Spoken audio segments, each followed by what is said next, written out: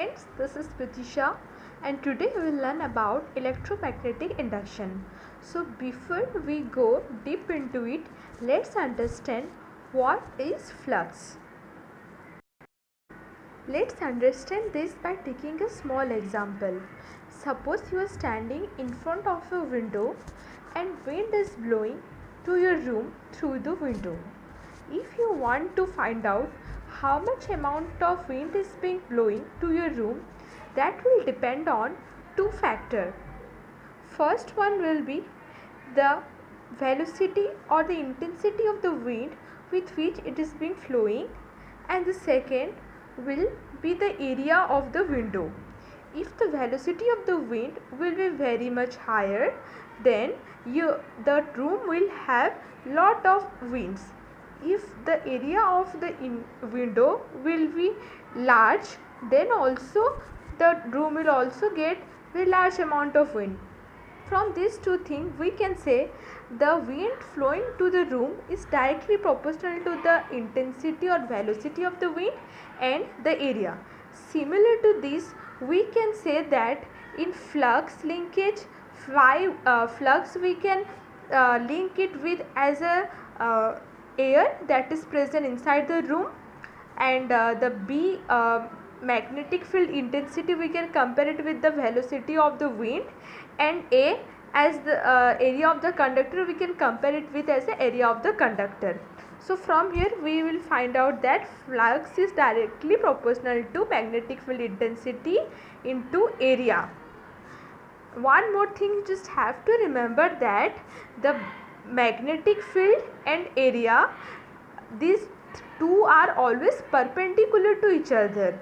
So when we used to write the equation for flux, it will be phi equal to B A cos theta, where theta represent the angle between B and A.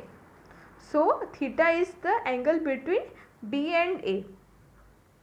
Here you can see there are different type of conductors and different type of surfaces are present which are not uniform and which are kept in a magnetic between the magnetic field lines.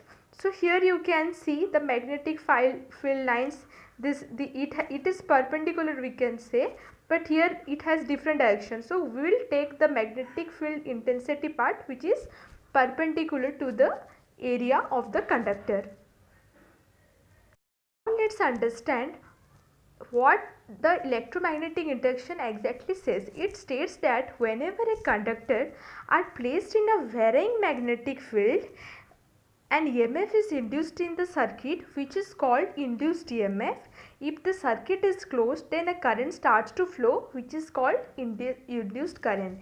It means suppose we are keeping a conductor in between the magnetic field, then an EMF will be induced. Let's see how the EMF is induced.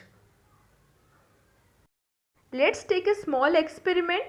The coil is kept constant and the magnet, we are making the movement of magnet. So from here we can see that as the magnet moves into the coil, the number of magnetic field lines linking with the conductor is more, and as it goes away from the conductor, the number of magnetic field lines is being decreasing. So from here we can say the flux linkage is being changing with respect to time. Due to this you can see the bulb is glowing when there is a change.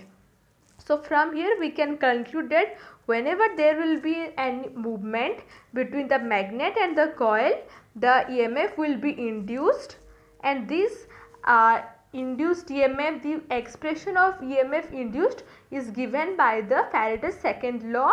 Let's understand it deeply.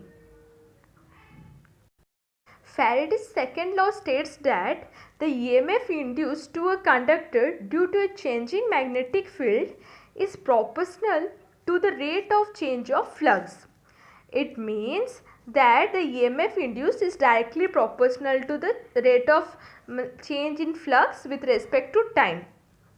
Here we can see this is a magnet, rotating magnet. Okay, let's say this is the north direction and this is the south direction of the magnet, and now we are moving this magnet towards the coil. So what will happen in the coil? The coil always wants to resist any kind of change when it occurs. So this we can understand from the law of inertia given by Newton. So what it will do, it will induce EMF in such a manner that in this side there will be north pole and this side will be south pole. So as a result, what happens, the north pole and north pole will repel each other. As a result, it will always try to oppose the cause. This is the thing that we will learn in Lenz law, and that this is the thing that Lenz law tells about. Okay, thank you, that's it.